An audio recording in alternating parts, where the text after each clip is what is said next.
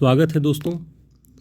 यहाँ हम UP TET 2023 के एग्ज़ाम के लिए हिंदी भाषा से बनने वाले प्रश्नों को लेकर आपके समक्ष प्रस्तुत रहेंगे और हम यहाँ विवरण में सभी हिंदी भाषा के जो भी बिंदु लगाए गए हैं उनका अध्ययन करेंगे। तो आज हम जो पहला पार्ट अगर शुरू कर रहे हैं तो वो है विराम चिन्हों का प्रयोग और उनकी आवश्यकता। तो उनका अर्थ क्या है और आवश्यकता क्या है ये हम जानेंगे। विराम चिन्हों से आशय ठहराव से होता है। भाषा में भी वाक्यों के स्पष्ट अर्थ को प्रकट करने के लिए विराम चिन्हों की आवश्यकता होती है। यानी लेखक कोई भाव व्यक्त कर रहा हो और उसका भाव जहाँ पर पहुँचकर पूर्ण हो जाता है वहाँ पर वाक्य का जो तारतम्य विचारों का होता है वो समाप्त हो जाता है। यानी समाप्त क्या, पूर्ण हो जाता है। वहाँ पर हम पूर्ण विराम का प्रयोग करते हैं। पूर्ण विराम का जो संकेत होता है वो आप सभी जानते ही हैं वो कि पूर्ण विराम किस तरह से लिखा जाता है। व्यक्ति की जो बदलती हुई मानसिक दशा है उसको जब भाषा में व्यक्त करते हैं तो थोड़ा कठिन काम होता है। इसलिए इस बदलती हुई मानसिक दशा में वाक्य में जो चिन्ह प्रयुक्त किए जाते हैं वो तमाम तरह के विराम चिन्ह के नाम से जाने जाते हैं। इनके जो प्रकार हैं वो हिंदी भाषा में पहला पूर्ण विराम के रूप में, फिर दूसरा अल्प विराम के रूप में जिसे कॉमा कहते हैं, हाइफन यानी योजक चिन्ह, प्रश्नवाचक चिन्ह, विस्मयादिबोधक चिन्ह और उद्धरण वाले चिन्ह। मुख्य रूप से इन्हीं चिन्हों के प्रयोग के बारे में हमें समझना है जिनसे हमारे इस परीक्षा में, शिक्षक पात्रता परीक्षा में प्राथमिक और उच्च प्राथमिक स्तर में जो हिंदी भाषा से बनने वाले प्रश्न हैं वो इन्हीं से बनेंगे। तो हम पहले विराम चिन्ह के बारे में देखते हैं, वो है पूर्ण विराम। अब इसे हम यदि समझना चाहें तो पूर्ण विराम का तात्पर्य है कि जहाँ पर वाक्य पूरी तरह से विचार को प्रकट करके रुक जाए, अर्थात बात पूरी होने पर विचार का तारतम्य रुक जाए। दूसरे शब्दों में वाक्य के पूरी तरह से रुकने और ठहरने पर पूर्ण विराम चिन्ह का प्रयोग किया जाता है। तो ये बात आप समझ गए होंगे। तो उदाहरण के तौर पे हम देख सकते हैं कि मैं विद्यालय गया था। यहाँ पर इस वाक्य से यह बोध होता है कि मैं विद्यालय गया था। इस वाक्य में जो लिखने वाला लेखक है वह अपनी बात को पूरी तरह से समाप्त कर लेता है। तो इसके आगे ऐसा कुछ भी अधूरा जैसा आपको महसूस नहीं होगा। दूसरा जो वाक्य है कि मैंने विद्यालय में सूरदास के पदों के बारे में जाना, और यहाँ पर पूर्ण विराम का प्रयोग किया गया है। यानी कि ये वाक्य अपने पूरे अर्थ के साथ जो वो वाक्य में लेखक कहना चाहता है वो प्रकट हो रहा है, कुछ भी अधूरा नहीं है।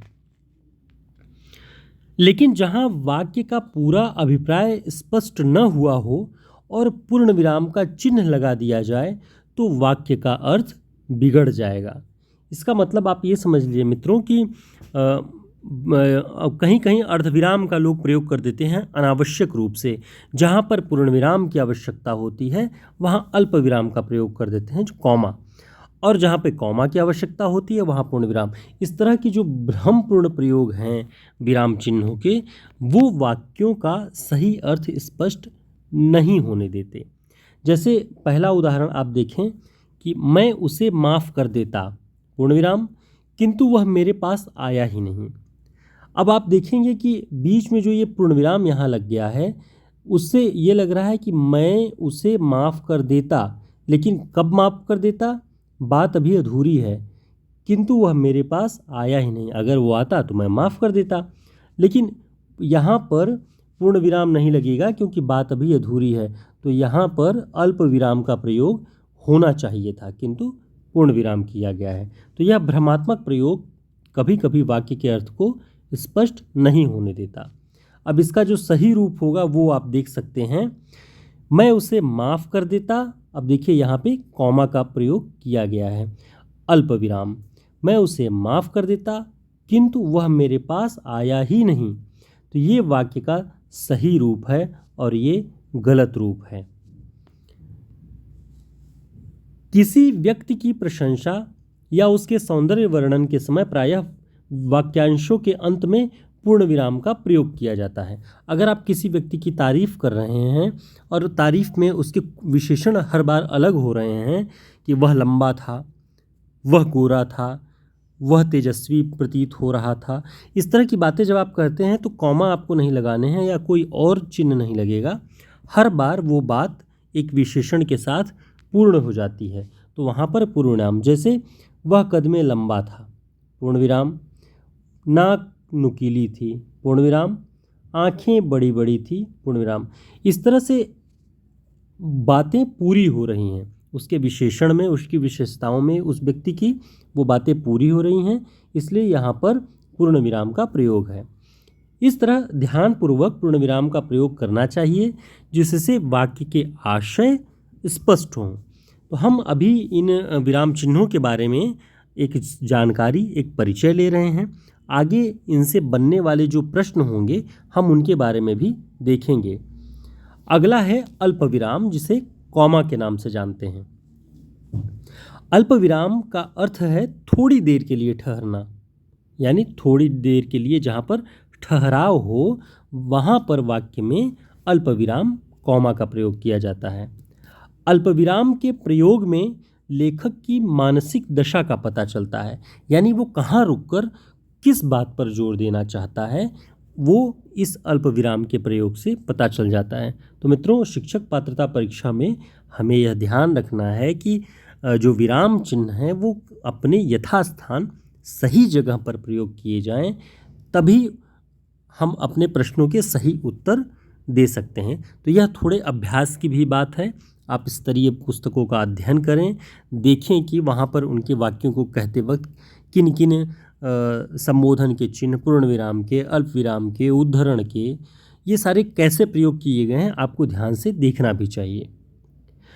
आगे देखिए कि जब दो से अधिक पदों या पदांशों में और के प्रयोग की ज़रूरत हो और एक शब्द यानी दो वाक्यों को जोड़ने के लिए और जैसे शब्द की ज़रूरत महसूस हो लेकिन प्रयोग नहीं किया गया हो, वहाँ उन पदों के बीच अल्प विराम का प्रयोग किया जाएगा।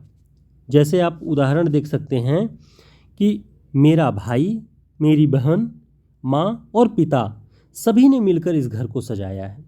अब आप देखिए कि यहाँ पे कहा जा सकता था मेरा भाई और मेरी बहन और माँ और पिता, यानी कि जहाँ पर और नहीं प्रयोग में आया है वहाँ पर हमने कॉमा का प्रयोग किया हुआ है।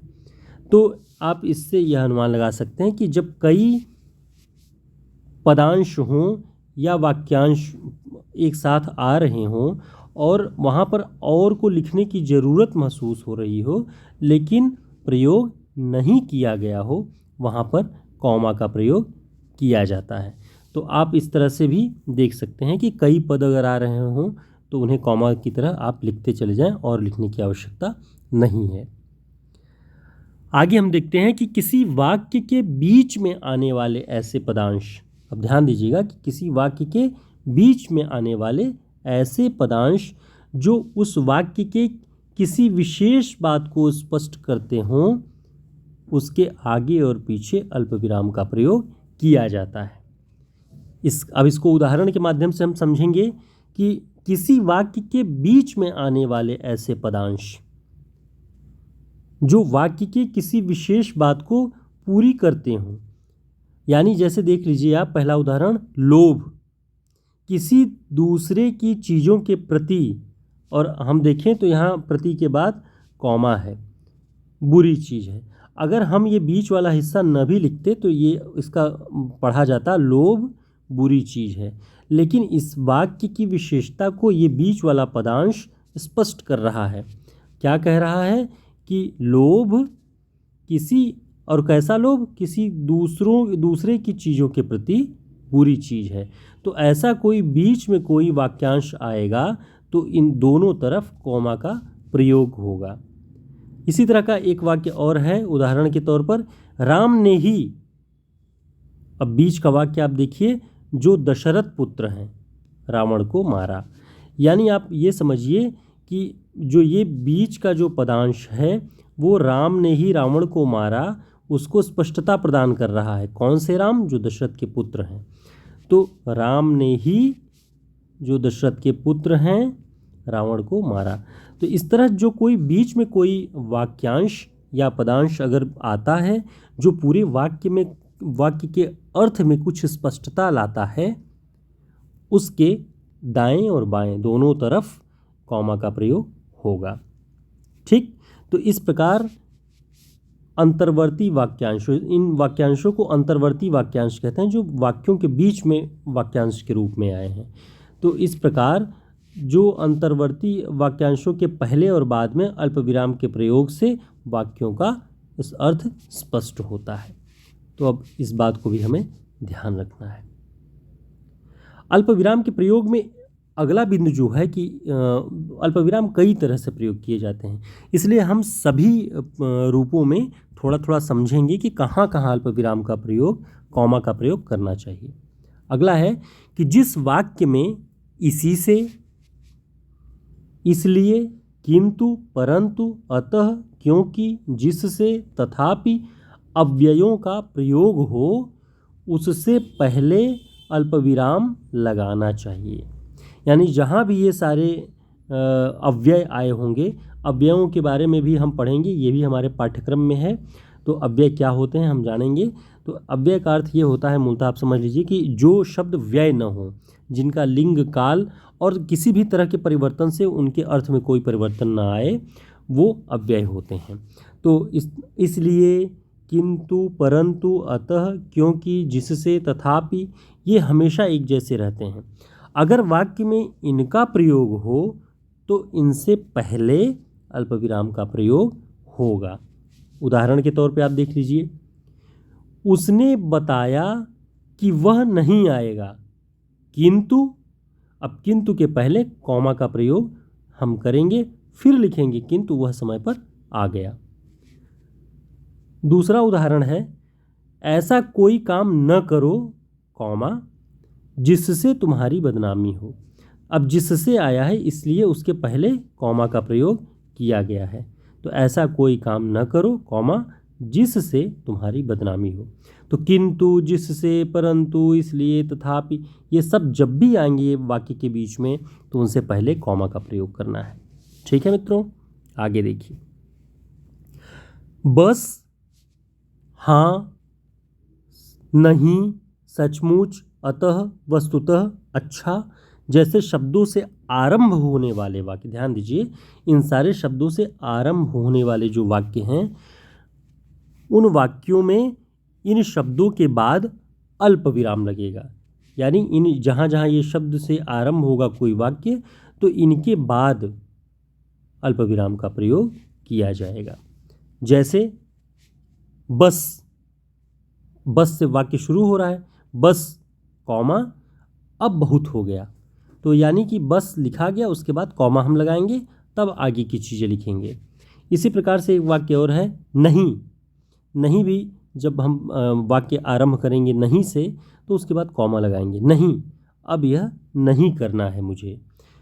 ठीक, एक वाक्य और है, सचमुच। सचमुच के बारे में भी हमने देखा कि सचमुच से अगर कोई वाक्य शुरू होता है तो सचमुच के बाद कॉमा लगेगा। तो सचमुच, देश अब गलत हाथों में है। तो ये सारे प्रयोग हमें ध्यान में रखने हैं। आप इन सब का स्क्रीनशॉट लेकर के रख सकते हैं, आपके काम आएगा। आगे अल्प विराम के यानी कॉमा के प्रयोग के बारे में अगला बिंदु जानते हैं कि किसी को संबोधित करते वक्त उसके नाम या संबोधन के बाद अल्प विराम का प्रयोग किया जाता है। जैसे अगर आप लिखते हैं कि सर, मैं कल विद्यालय नहीं आ पाऊंगा, तो सर, आप सर को संबोधित कर रहे हैं तो सर के बाद कॉमा का प्रयोग होगा। इसी तरह से एक वाक्य और है कि देवियों और सज्जनों, आप सभी को अभिवादन। तो हम देवियों और सज्जनों कहकर संबोधन कर रहे हैं तो इनके बाद कॉमा का प्रयोग होगा, तब आगे हम वाक्य को लिखेंगे। तो कभी भी किसी को भी जब हम संबोधित करते हैं तो उस व्यक्ति के नाम के बाद, उस समूह के नाम के बाद कॉमा लगा के तब आगे की बात लिखेंगे। अगला, जिस वाक्य में यह, तब, तो, या, अब इत्यादि लुप्त रूप में अपने होने का बोध कराएं, यानी लिखे न गए हों लेकिन अपने होने का बोध करा रहे हों, वहाँ पर अल्प विराम प्रयोग में किया जाएगा। अब इसे उदाहरण से समझें कि आप देख रहे होंगे जो ये कलर वाला हिस्सा है, यहाँ पर ये सारे शब्द लुप्त हैं। जैसे मैं जो बात तुम्हें बता रहा हूँ गौर से सुनो। अब आप ध्यान से इसको समझेंगे तो यहाँ पे एक शब्द लुप्त है, वह। जैसे मैं जो बात तुम्हें बता रहा हूँ, अगर वह का प्रयोग कर दें, वह गौर से सुनो, तो हमने वह को लुप्त किया है। हमने लिखा है कि मैं जो बात बता रहा हूँ गौर से सुनो, तो वह यहाँ पे लुप्त है, इसलिए उसके पहले, दूसरे वाक्य के पहले यहाँ पे कॉमा का प्रयोग किया जाएगा। ठीक इसी तरह से दूसरा जो उदाहरण है, वह जहाँ जाता है बैठा रहता है।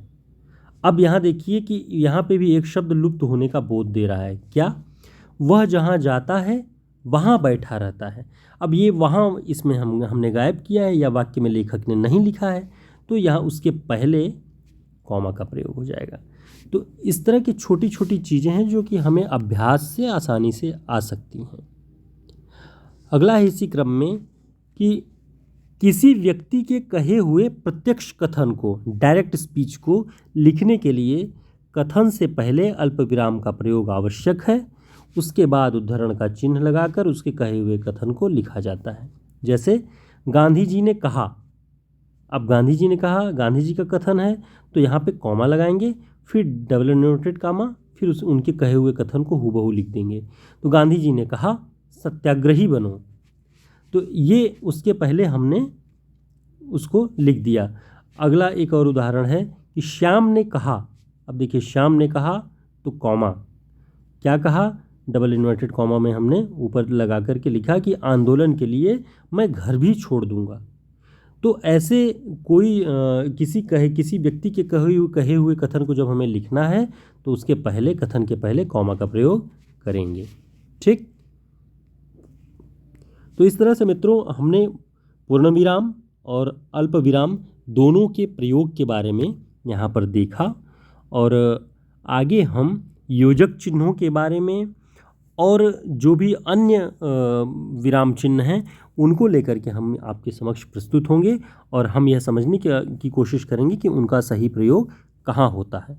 तत्पश्चात हम उसके प्रैक्टिस सेट लेकर के और तमाम परीक्षाओं में पूछे गए प्रश्नों को लेकर के आपके समक्ष मौजूद होंगे और उनसे हम अभ्यास करेंगे। ठीक है मित्रों, आगे मिलते हैं। नमस्कार।